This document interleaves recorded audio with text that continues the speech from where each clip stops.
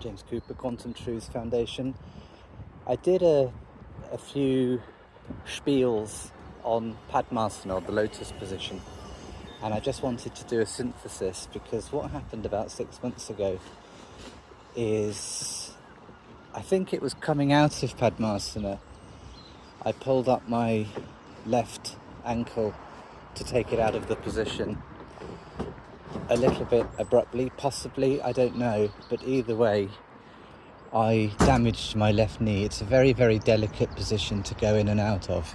You have to be very, very careful with it, and it takes a long time. As I explained in the other videos, I just want this one to be a very short one.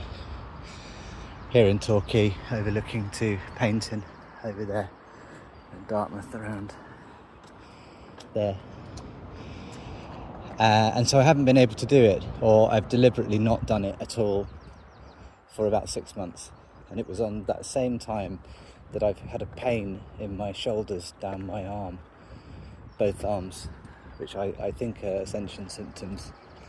And that pain is still there. I've kind of got used to it. It's a very strange one, but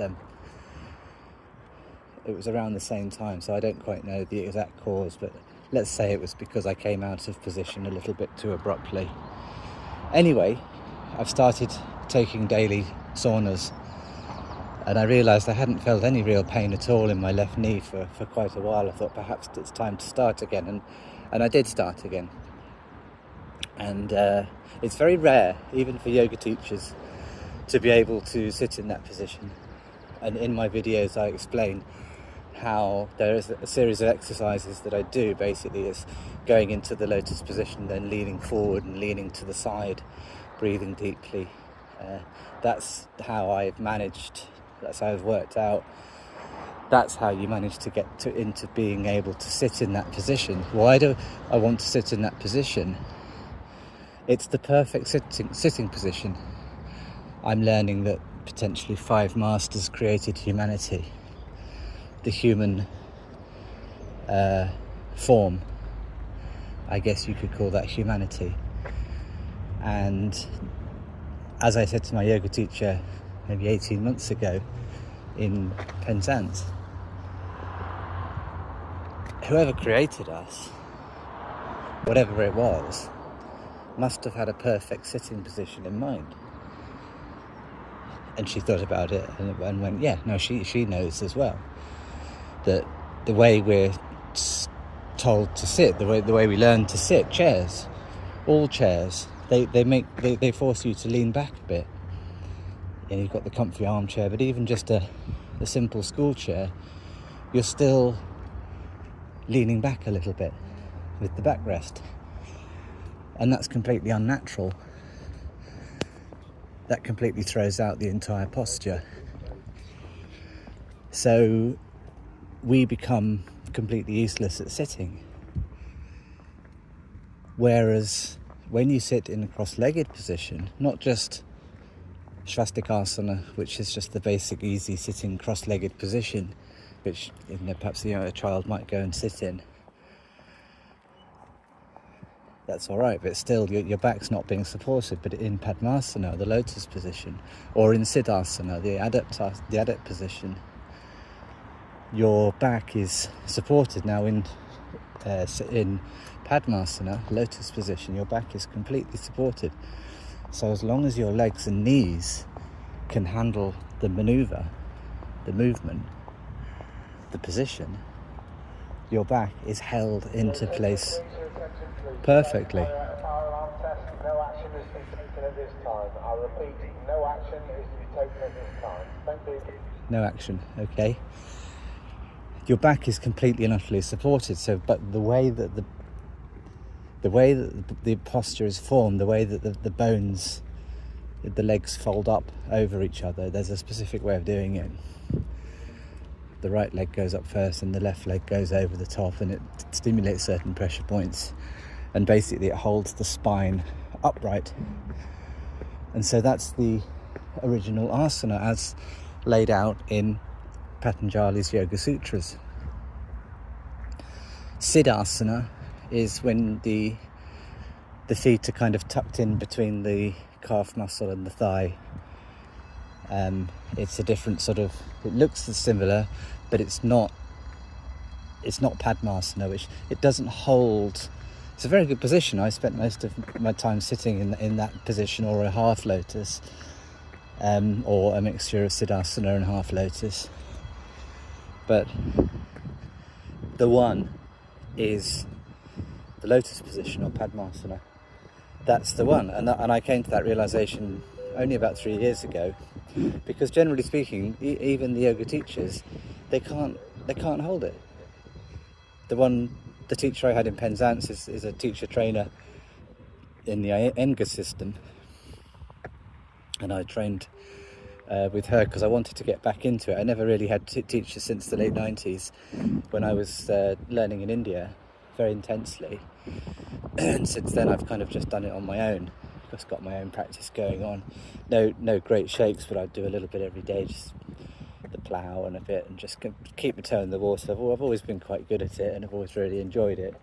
Made it a part of my own life for 30 plus years now, 31 years.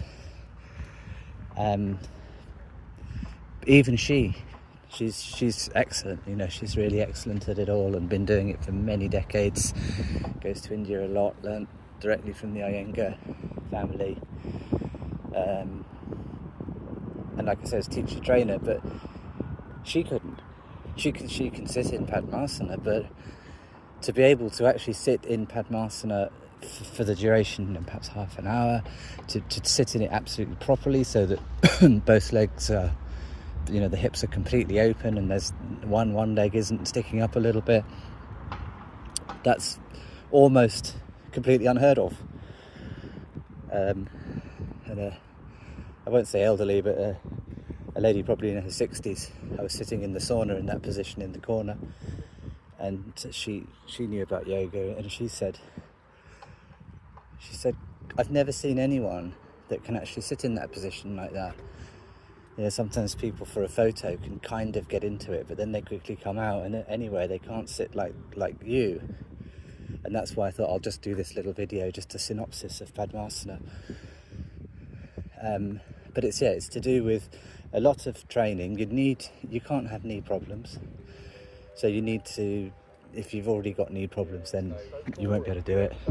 Most people won't really be able to do it. But if you don't have knee problems and you're interested, I do think people should learn to sit in it, because it's the perfect sitting position. So my main point is that it is the perfect sitting position.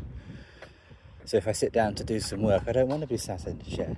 And if I am in a chair, hopefully it's one of those sort of chairs where I can sit cross-legged in it. I won't necessarily flip up into Padmasana, but I might do a variation like half lotus or a Siddhasana variant or something like that. But my body doesn't want to sit in the way that 99.99% of humans sit. So it's a reset. And sitting normally, even walking normally. That's why I wear these barefoot shoes, because I can't bear to wear those rubbishy, the latest trainers. There's always a latest new trainer coming. They crunch your toes in. They got a great big heel pad so that you slam your heel into the pavement. It completely throws out the posture as well.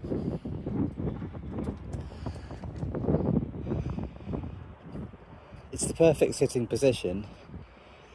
The position itself, Padmasana, you don't have to learn meditation.